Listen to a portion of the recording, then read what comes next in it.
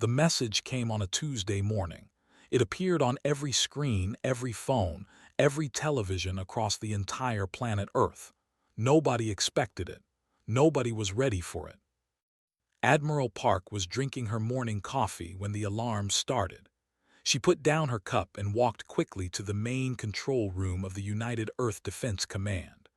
The room was already full of officers staring at the giant screen on the wall. A strange creature appeared in the holographic display. It was tall, almost 3 meters high, and its body looked like it was made of living crystal. Light moved inside it like blood flowing through veins.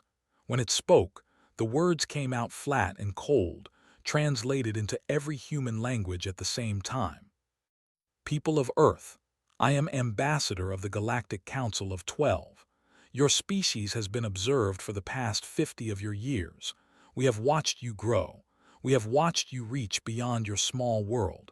Now, the time has come for you to join the greater community of the galaxy. Felt her stomach tighten. She had spent 30 years in the military. She had fought pirates near Jupiter. She had defended mining colonies on the asteroid belt. She knew when someone was making a threat while pretending to offer a gift. The Crystal Ambassador continued speaking. The Council offers humanity protection and trade access to over 1,000 worlds. In return, you will follow the integration protocols. You will reduce your military forces to a peacekeeping level determined by the Council. You will end all weapons research programs. You will allow Council observers to monitor your governments. General walked up beside. He was an old soldier with gray hair and a face full of scars from battles fought long ago. He did not look at her. He just watched the screen with dark, angry eyes. They want us to give up our guns, he said quietly. They want us to become pets. Every species that joined them did the same thing, replied. She remembered the intelligence reports she had studied for years. They were warriors once. Now they work as servants. They built the greatest ships in the galaxy. Now they build what the Council tells them to build. The Syndicate have controlled half the trade routes. Now they own nothing. And they all started by saying yes to a message just like this one. The ambassador finished his speech. You have 30 standard days to accept these terms. A delegation will arrive to begin the integration process. This is a great honor for your species. Do not waste it. The screen went dark. For a moment, nobody in the room moved or spoke. Then everyone started talking at once. Some officers looked scared. Some looked angry. Some looked like they wanted to run away and hide. Raised her hand, and the room became quiet. Get me a direct line to President, she said, right now. 3 hours later, stood in a secure room beneath the presidential palace in Seoul. President sat at the head of a long table. She was a small woman with short black hair and calm eyes. She never raised her voice. She never showed fear. That was why the people of Earth had elected her 3 times. Around the table sat the most powerful people on the planet: defense ministers, military commanders, intelligence chiefs, and scientific advisors. They had all seen the message. They all had opinions. We cannot fight them, said Defense Minister. He was sweating even though the room was cold. Our intelligence suggests the Council has over 10,000 warships. We have less than 50. If we surrender our weapons, we lose everything, General argued. Look at what happened to the other species. They became slaves with comfortable lives. Is that what we want for our children? At least our children would be alive, shot back. The argument went back and forth for hours. Some wanted to negotiate. Some wanted to fight. Some wanted to run away and hide in the outer solar system where maybe the Council would not follow. President listened to all of them. She did not interrupt. She did not argue. She just listened with those calm, dark eyes. Finally, when everyone had finished speaking, she stood up. I have heard your words, she said. Now hear mine. I grew up in a small village in the mountains. My grandmother was born during the occupation when our country was not free. She told me stories about those times. She told me what it meant to live under the rule of others. She told me that some things are worse than death. She looked around the table at each person one by one. The council does not want partners. They want servants. They wrap their chains in pretty words like protection and integration, but chains are still chains. If we accept their terms, we will lose ourselves. Maybe not today, maybe not in 10 years, but eventually our will forget what it meant to be free. They will forget that humans once looked at the stars and dreamed of their own future, not a future chosen by others. Minister opened his mouth to argue, but President raised her hand. I know the risks. I know we might lose. I know that saying no could mean the end of everything. But I would rather die on my feet than live on my knees. And I believe the people of Earth feel the same way. She turned to Admiral. How long do we have before they can reach us?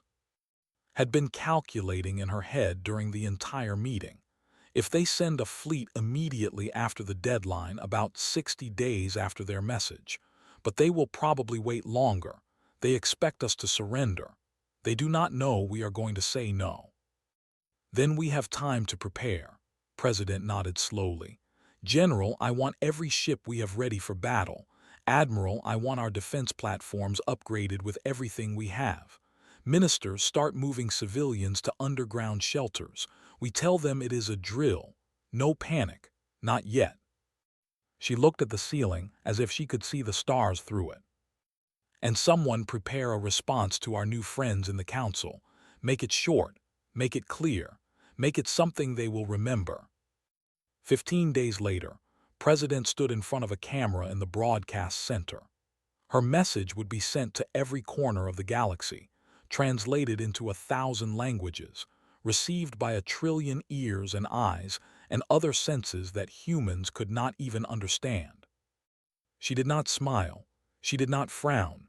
She just looked into the camera with those calm, steady eyes.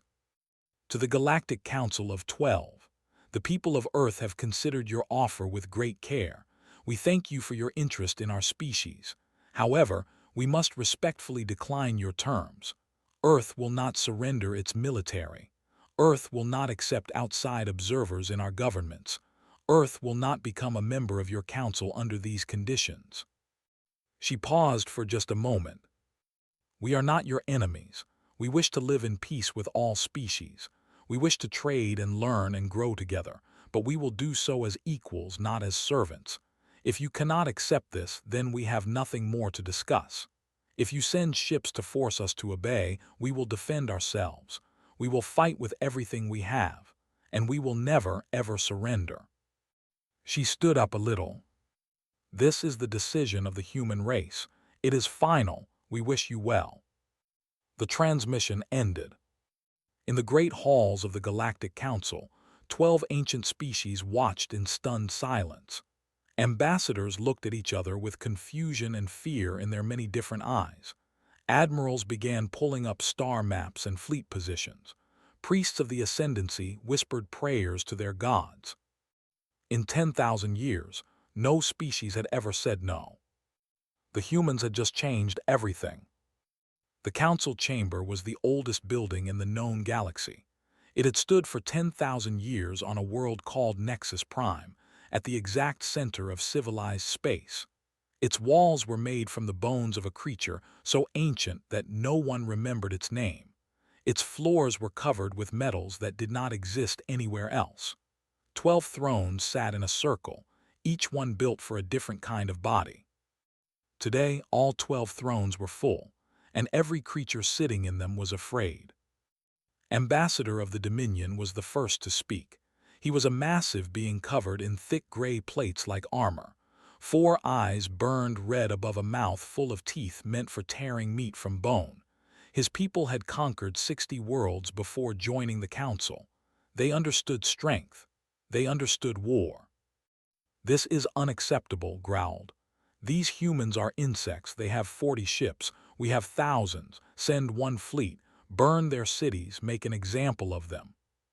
And create a martyr species. High Prelate of the Ascendancy spoke softly from across the chamber. He was thin and pale, wrapped in robes that seemed to float around his body. His people were ancient, older than most stars. They had learned long ago that brute force was not always the answer. Every conquered race in our territory would see it. They would remember that once a small species stood against us. They would start to wonder if they could do the same. Then we destroy them completely, leave nothing behind. That would be worse. A dead species becomes a legend, a story that grows with each telling. In 100 years, every slave and servant would whisper about the brave humans who chose death over chains. Slammed his fist against his throne. The sound echoed through the chamber like thunder. Then what do you suggest? That we let them go, that we pretend this never happened? Was quiet for a moment. His ancient eyes looked at something far away, something only he could see. I suggest we ask ourselves a question. Why did the harvesters avoid their system? Why do the Wraith clans refuse to raid their colonies? What do they know about these humans that we do not? Nobody had an answer. Meanwhile, on Earth, the preparations had begun.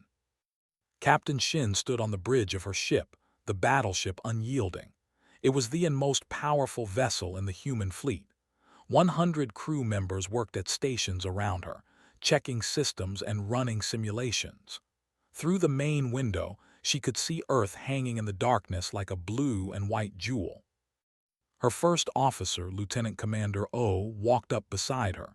He was a tall man with a shaved head and steady hands. He had served with for 8 years. He trusted her with his life. "The weapons systems are fully loaded," he reported. "We have enough missiles to fire continuously for 6 hours, are calibrated, energy shields at maximum capacity." Nodded but did not smile. "Against 300 ships, 6 hours is nothing. We need more time." "More time for what?" She turned to look at him. Her eyes were dark and serious. "More time for the real plan to work."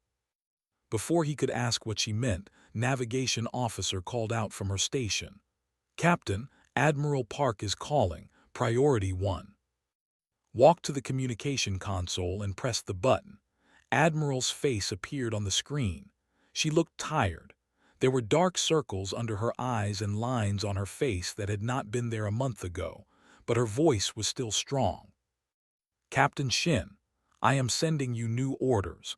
You will take the Unyielding and 12 other ships to the Mars defense line. You will hold that position until I give further instructions." Mars frowned. "That puts us in front of our main fleet. If the Council attacks there first, we will be destroyed." "Yes," said simply, "that is the point." Understood immediately. She felt cold inside, but she did not let it show on her face.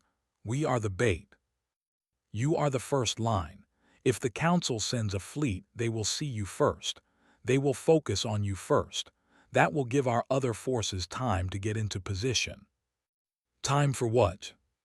Was quiet for a moment. Then she said, "Have you ever heard of something called the contingency?" Shook her head. "Good, that means it is still secret." Leaned closer to the camera. "I cannot tell you what it is. Not yet. But I need you to trust me. Everything we are doing, every ship we are moving, every order I am giving, it is all part of a plan. A plan that started 50 years ago, when we first discovered that the galaxy was full of species who wanted to control us. 50 years. Could not believe it. We have been preparing for this for 50 years. The people who came before us were not fools, Captain. They saw the Council watching us. They intercepted their signals. They studied their technology. And they realized that someday this day would come. Someday we would have to choose between freedom and survival." His eyes hardened. They chose to find a way to have both, and now it is our job to finish what they started. On the other side of the solar system, General stood in an underground base that did not officially exist. It was buried deep beneath the ice of Europa, hidden from every scanner and satellite. Only a handful of people knew it was there. Doctor walked beside him through the metal corridors. She was a small woman with gray hair tied back in a tight knot. Her white coat was stained with chemicals. Her hands shook slightly as she spoke. "The Council has made a mistake," she said. They think we are primitive. They think our technology is simple. They do not realize what we have been building down here. They stopped in front of a massive door, pressed her hand against the scanner, and the door slid open slowly.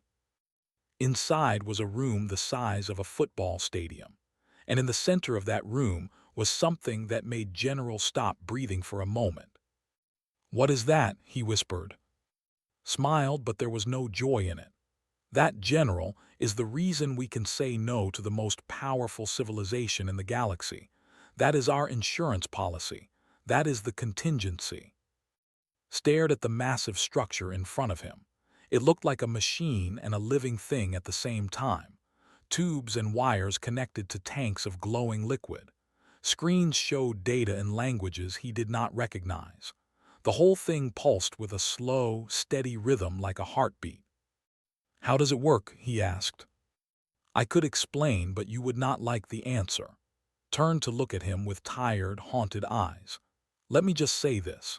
If the Council destroys our fleet, if they bomb our cities, if they try to wipe us from existence, we can make sure they regret it. We can make sure they never forget what happened when they pushed humanity too far." "Is it a weapon?" "It is worse than a weapon." Looked back at the pulsing machine. "It is a promise that if we go down, we do not go down alone, a promise that attacking Earth will cost them more than they can imagine." He thought about the world they would grow up in. He thought about the choice that President had made. "I hope we never have to use it," he said quietly. "So do I, General." Turned off the lights as they left. "So do I." Outside, the stars continued to shine. Somewhere out there, 300 warships were gathering. Somewhere out there, ancient powers were making plans. Somewhere out there, a galaxy was holding its breath. The storm was coming, and humanity was ready to meet it. The Council fleet arrived on a cold January morning. 300 warships appeared at the edge of the solar system like ghosts stepping out of the darkness. They came out of faster-than-light travel in perfect formation, arranged in rows and columns like soldiers on parade. Each ship was massive, built by civilizations that had been traveling through space for thousands of years. Their weapons could crack planets open. Their shields could stop asteroids. Their engines could cross the galaxy in weeks. Against them stood 47 human ships, small, simple, built by a species that had only left its home world a few generations ago. The numbers were not even close. Everyone who looked at the situation knew what would happen. The Council would demand surrender one more time. The humans would refuse, and then the Council would crush them like insects. At least that is what everyone expected. Admiral Park stood on the bridge of the indomitable Earth's mobile command station. It was not the biggest ship in the fleet. It was not the fastest, but it had the best communication systems and the computers. From here, she could see everything and command everything. Around her, officers worked at their stations in tense silence. Some of them were young, barely out of training. Some of them were old veterans who had fought in the small conflicts near Jupiter and Mars. All of them knew they might die today. "The Council fleet has stopped near Neptune's orbit," Lieutenant Han reported from his sensor station. "They are holding position and charging weapons." "But not firing," noted. "They want to talk first. They want to give us one last chance to surrender." "Will we take it?" someone asked from behind her. Did not turn around. "What do you think?" Before anyone could answer, the communication system crackled to life. A harsh, clicking voice filled the bridge. "This is Fleet Commander Al of the Galactic Council Peacekeeping Force. You are addressing the human fleet. You have 1 hour to power down your weapons and prepare for integration. Any resistance will be met with overwhelming force. This is your final warning." Waited a moment before responding. She wanted them to feel the silence. She wanted them to wonder what she was thinking. "Fleet Commander Al," she finally said, her voice calm and steady. "Thank you for coming all this way. I hope your journey was comfortable. However, I must inform you that you are currently inside human territory without permission. This is a violation of basic space law. I am going to have to ask you to leave." There was a pause, then the clicking sound again, which realized was laughter. "You are making jokes, Admiral. I admire your courage even if it is foolish. Look at our numbers. Look at your numbers. You cannot win this fight." "You are right," agreed. "We cannot win a straight fight, so we are not going to have one." "What does that mean?" Smiled, "Check your systems, Commander. All of them right now." There was another pause, longer this time. Then heard voices in the background of the transmission, speaking quickly in languages she did not understand. The voices sounded confused, then worried, then afraid. "What have you done?" Al demanded. His voice was no longer calm. "About 30 minutes ago," explained, "we sent your fleet a surrender transmission, a white flag in your terms. Your ships accepted it automatically, as required by Council law. What you did not know is that hidden inside that transmission was a little gift from us. A computer program, you might call it. A very clever one." On the Council flagship, chaos was spreading. Officers ran from station to station, trying to understand what was happening. Screens flickered with strange symbols. Weapons systems showed error messages. Navigation computers gave impossible readings. "Your program has infected our systems," Al shouted. "That is impossible. Our security is the best in the galaxy." "Your security was designed to stop known threats," replied. "Threats from species you have studied and understood, but you never truly studied us, Commander. You watched us from far away. You thought we were simple. You never imagined that we had been watching you too, learning your systems, finding your weaknesses, preparing for this exact moment." Captain Shin listened to the exchange from the bridge of the Unyielding. Her crew sat in stunned silence as they watched the Council fleet come apart. "Look at that," whispered Lieutenant Commander O, pointing at the tactical display. "Their shields are flickering. Their weapons arrays are cycling randomly. They cannot control their own ships." "The virus is spreading through their network," Navigation Officer explained, her fingers flying across her console. "Every ship that talks to another ship passes it along. In about 10 more minutes, their entire fleet will be paralyzed." On the Indomitable, Admiral continued speaking to the Council commander. Her voice was still calm, almost gentle. "Here is what is going to happen, Commander. Your weapons will not fire. Your shields will not protect you. Your engines will work, but they will only take you in one direction: home. In about 15 minutes, your navigation systems will automatically plot a course back to Council space. You will have no choice but to follow it." "This is an act of war," Al screamed. "No, an act of war would be destroying your fleet. We could do that right now. Your ships are defenseless. We could launch missiles and turn all 300 of your vessels into debris. We could kill every single being on board. We could send your wreckage drifting back to the Council as a message." She paused to let that sink in. "But we are not going to do that. We do not want war. We never wanted war. All we want is to be left alone, to live our lives, to make our own choices. Is that really so hard to understand?" There was no answer from the Council fleet. Just silence, broken only by the sounds of alarms and confused shouting. "Go home," Commander Al said softly. "Tell your Council what happened here. Tell them that the humans do not want to fight. Tell them that we would rather be friends than enemies. But tell them this too, and make sure they listen very carefully." Her voice hardened. "If you send another fleet, it will not leave. If you try to attack our planet, you will lose more than ships. You will lose things you cannot imagine. We have been preparing for this day for 50 years. We have secrets that would give your admirals nightmares. We have weapons you do not believe are possible. And we have something else that you have forgotten how to use." "What is that?" Al asked weakly. "The will to fight for what we love. The courage to die for what we believe. You think we are afraid because we are small, because we are young, because we have not conquered 100 worlds. You are wrong.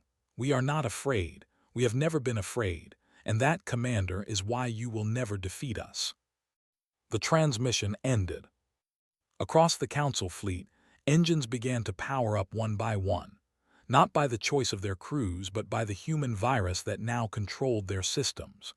Ships turned slowly, ponderously, like great beasts being led on a leash. They began to move away from Earth, accelerating toward the outer system, toward the jump points that would take them back to Council space. 300 warships, the pride of the galaxy's greatest civilizations, retreating without firing a single shot. On the unyielding, Captain Shin watched them go. Her hands were shaking, but she did not let anyone see. "We did it," said quietly. "I cannot believe we actually did it." "This is not over," replied. "This was just the first round. They will come back. They will be angry. They will be prepared." "Then what do we do?" Thought about Admiral's words about the contingency. She thought about the 50 years of preparation. She thought about the secrets hidden beneath the ice of Europa. "We get ready," she said. "We get ready for whatever comes next, because they are not going to forget what happened here today, and neither are we." In the darkness of space, the human fleet held its position. Behind them, Earth glowed blue and white and beautiful. Above them, the stars waited. The first battle was over. The war had just begun. The news spread faster than light. It traveled through communication networks that connected a million worlds. It passed from ship to ship, station to station, planet to planet. Within hours, every intelligent being in the galaxy knew what had happened at Earth. The humans had won. Not through superior firepower, not through greater numbers, not through any of the ways that wars had been won for 10,000 years. They had won by being smarter, by being patient, by doing something that nobody had expected. On a species that had surrendered to the Council 300 years ago, a young fighter named sat in a dark room and watched the recording for the 100th time. He saw the Council fleet hanging paralyzed in space. He heard Admiral Park's calm voice explaining what the humans had done. He watched 300 warships retreat without firing a single shot. His hands were trembling, his blue skin felt hot, his 3 hearts beat fast in his chest. For 3 centuries, his people had lived under Council rule. They had given up their weapons, their armies, their pride. They had been told that resistance was impossible, that the Council was too strong, that the only way to survive was to obey. Had believed that his whole life. Everyone he knew believed it. It was simply the way things were. But now, watching this small species from a small planet do the impossible, he felt something strange growing inside him, something he had never felt before. Hope. On the other side of the galaxy, in the great trading halls of the merchant princes a very different kind of meeting was taking place. The princes were not warriors. They were businessmen. They cared about profit, not politics. And right now, they were looking at the biggest business opportunity in galactic history. "Human technology," said Prince, his golden scales shimmering in the light of a dozen screens. Their computer systems broke through Council security in minutes. Their virus infected 300 ships before anyone knew what was happening. Do you understand what that means? "It means they are dangerous," said another prince looking nervous. "It means they are valuable," corrected. "Whoever has access to human technology will have an advantage over everyone else. And right now, the humans need friends. They need trading partners. They need allies. The Council will punish anyone who helps them." The Council just lost 300 ships without killing a single human. I am not sure they are in a position to punish anyone right now. Smiled, showing rows of sharp teeth. "Contact the human government. Quietly. Tell them we want to talk about trade agreements. Independent agreements that the Council does not need to know about." Back on Earth, President had not slept in 3 days. She sat in her office surrounded by reports, messages, and requests from across the globe and beyond. The victory at Sol had changed everything, but it had also created 1,000 new problems. Minister of Defense knocked on her door and entered without waiting. He looked almost as tired as she felt. "The Council has called an emergency session," he reported. "Our intelligence suggests they are arguing about what to do next. The Dominion wants to send a bigger fleet. The Ascendancy wants to negotiate. The other members are split. So we have time. Some time, not much. A few months at most before they come to a decision." President nodded slowly. "What about the messages we have been receiving?" Handed her a tablet showing a long list of communications. 18 species have contacted us in the past 24 hours. Most of them are members of the Council who are unhappy with their treatment. 5 are independent worlds that want protection. 3 are rebel groups within Council territory asking for support. Yes, their resistance movement wants weapons, technology, training. They say they are ready to rise up if we help them. President stood up and walked to the window. Outside, Seoul looked peaceful. People walked on the streets. Cars moved through traffic. Children played in parks. None of them knew how close they had come to destruction. None of them knew how much danger still remained. "If we help the rebels, we become a threat to the entire Council system," she said quietly. "Every empire will see us as an enemy. If we do not help them, we stand alone, and alone we cannot survive forever." The president was quiet for a long moment. Then she turned back to face her minister. "Contact the rebel groups, quietly. Tell them we are listening, but we need to be careful. One wrong move and we give the Council the excuse they need to unite against us." In the underground base beneath Europa, Doctor worked through the night. The contingency sat behind her like a sleeping giant, humming with power that could reshape the galaxy. But she was not working on the contingency tonight. She was working on something smaller, something that might prevent them from ever needing to use it.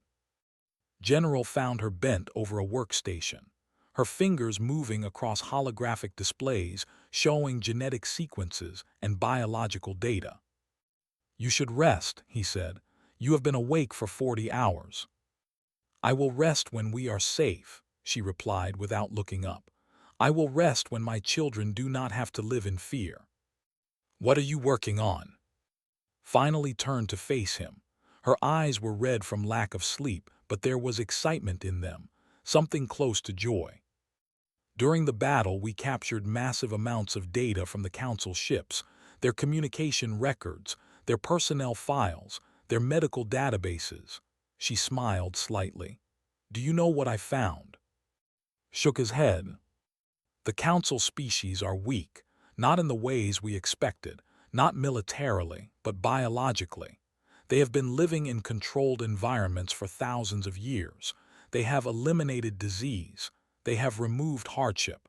They have made themselves comfortable." "That sounds like a good thing." "For them, maybe, but it means their immune systems are primitive. Their bodies have forgotten how to fight. One common Earth virus, something that would give a human a mild cold, could kill millions of them." Felt cold despite the warmth of the room. "Are you suggesting we use disease as a weapon?" "No, the contingency is already that and worse. I am suggesting something different."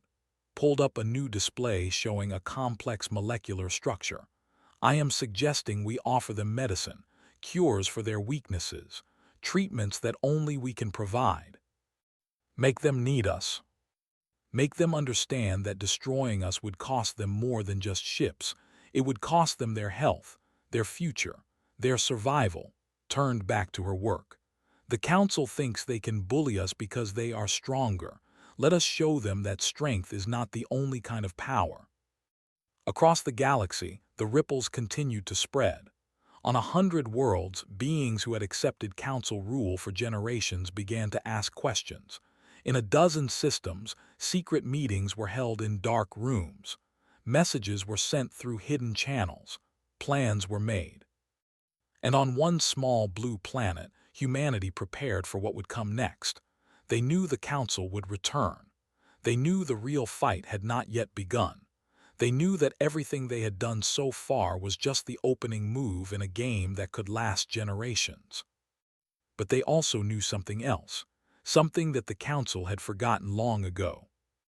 The universe did not belong to the strongest. It belonged to those who refused to give up, those who kept fighting when all hope seemed lost, those who looked at impossible odds and said, "We will find a way." That was humanity's true weapon, not the virus that had crippled the Council fleet, not the contingency waiting in the ice of Europa, not even the brilliant minds of scientists like Dr. It was the simple, stubborn refusal to accept defeat. And that was something the Council could never take away. 1 year had passed since the Battle of Saul. In that time, the galaxy had changed in ways that nobody could have predicted. Captain Shin stood on the observation deck of the newly built space station called Gateway. Through the massive windows, she could see ships from a dozen different species coming and going. Some were human vessels with their simple, practical designs. Others were warships with their curved hulls and glowing engines. Still others belonged to species she had never heard of a year ago, all of them drawn to this place by the same thing: freedom. "Hard to believe," said Lieutenant Commander O, standing beside her. He had been promoted twice since the battle. They all had. There were not enough experienced officers to fill all the positions that needed filling. A year ago, we were preparing to die. Now look at us. Nodded slowly. 23 species have joined the Free Systems Alliance. More are asking to join every month. We have trade agreements with 42 worlds. We have defensive pacts with 15 systems. And the Council, still arguing about what to do, allowed herself a small smile. They cannot agree on anything anymore. The Dominion wants war. The Ascendancy wants peace. The merchant princes are secretly trading with us. 3 member species have officially withdrawn from the Council. 5 more are thinking about it. Below them, a transport ship docked at the station, watched as a group of blue-skinned beings walked through the airlock. They moved differently than they had a year ago. Their backs were straight. Their heads were high. They looked like warriors again. The young fighter who had watched the recording of the Battle of Saul so many times was among them. He had led the uprising on his 3 months ago. With human weapons and training, his people had overthrown the Council governors in just 2 weeks. Now he served as a commander in the Free Systems Alliance fleet. "Captain Shin," he said, greeting her with a formal bow, "it is good to see you again." "Commander, welcome back to Gateway." She returned the bow. "How is the reconstruction going on your?" "Slowly. 300 years of occupation cannot be undone in a few months, but my people are free for the first time in generations. That is what matters." His 3 eyes looked out at the stars. "We owe that to you, to all of humanity."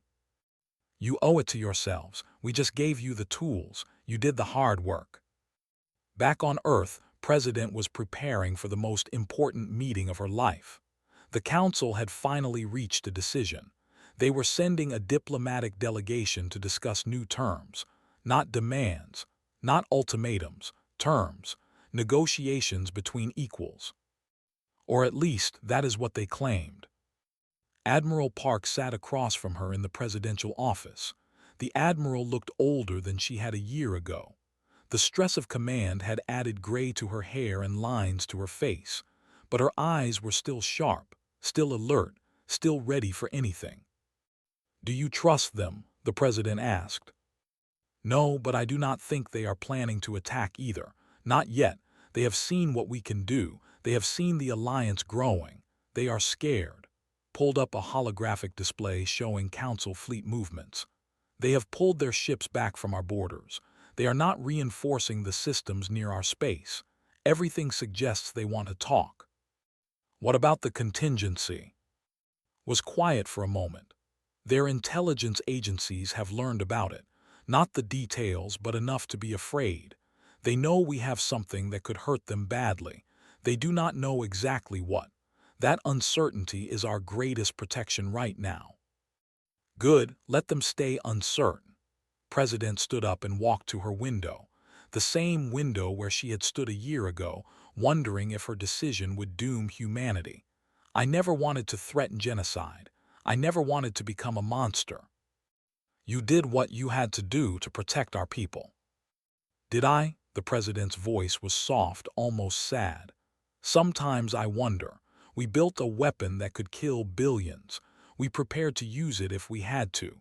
Does that make us any different from the empires we are fighting against? Thought about this for a long time before answering.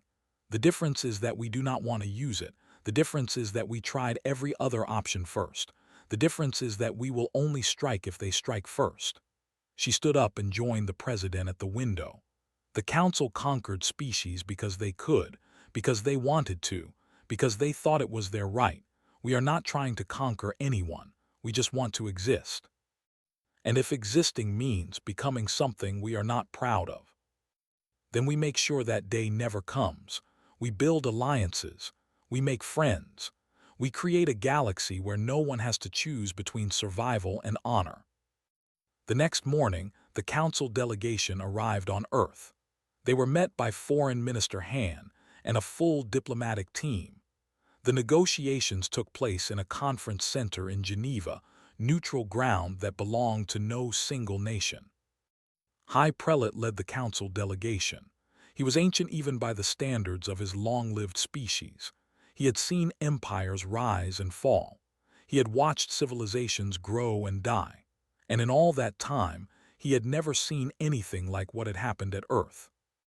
You have changed things, he said to President on the first day of talks, in ways that will take centuries to fully understand. The old order is breaking. Something new is being born. Is that a good thing or a bad thing? The president asked. I do not know yet. Change is neither good nor bad, it simply is. Folded his thin hands on the table.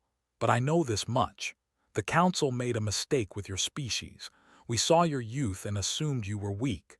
We saw your small numbers and assumed you were unimportant. We saw your simple technology and assumed you were primitive. And now I understand that you are none of those things. You are survivors. Your planet tried to kill you for millions of years. Everything on your world evolved to fight, to adapt, to overcome. That struggle made you strong in ways we forgot long ago. He leaned forward slightly. I am old, President, very old. And in all my years I have learned one truth that matters more than all others. The species that survive are not the strongest they are the ones who refuse to surrender, who keep fighting when all hope is lost, who find a way when there is no way. Humans are very good at that, the president agreed. Yes, you are, leaned back. That is why I convinced the council to negotiate instead of attack, not because I think we would lose a war against you.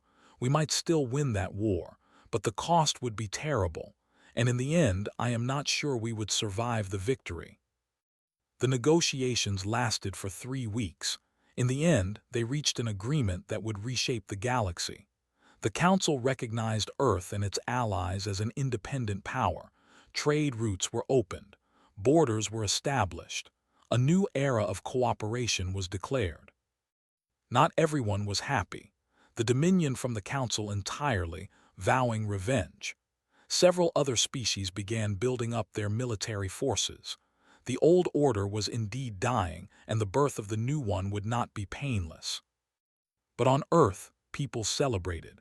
In the streets of Seoul, in the parks of Paris, in the squares of Aires, billions of humans looked up at the sky and felt something they had not felt in a long time. Pride.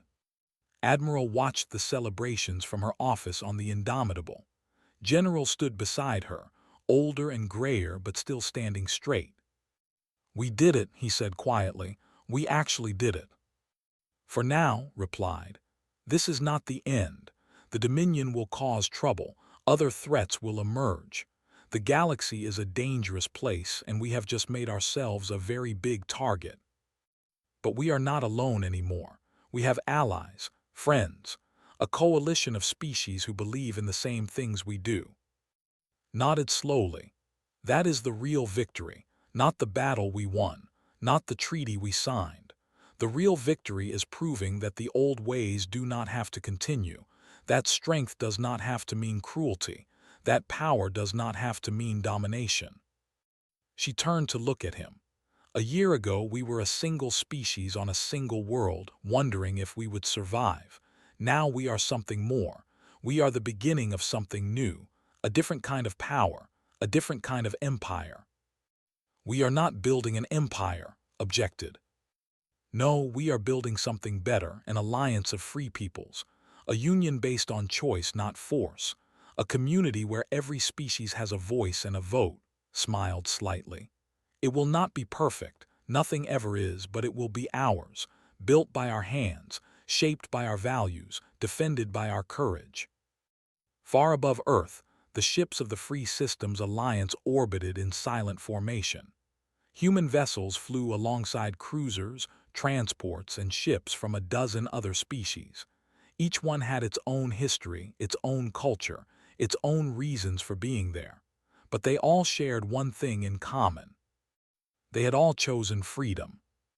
And that choice had changed everything.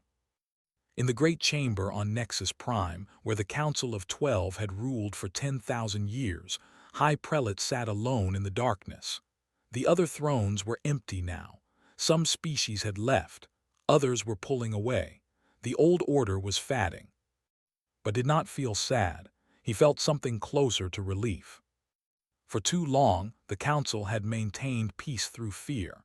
They had kept order through control. They had built a galaxy where species survived by surrendering their souls. The humans had shown there was another way. Did not know what the future would bring. He did not know if the new order would be better than the old one. But he knew that for the first time in thousands of years, there was hope. Hope that the galaxy could become something more than a collection of masters and servants. Hope that strength could coexist with freedom. Hope that even the smallest species, on the smallest world, could change everything by simply refusing to give up. That was humanity's gift to the universe. And it was only the beginning.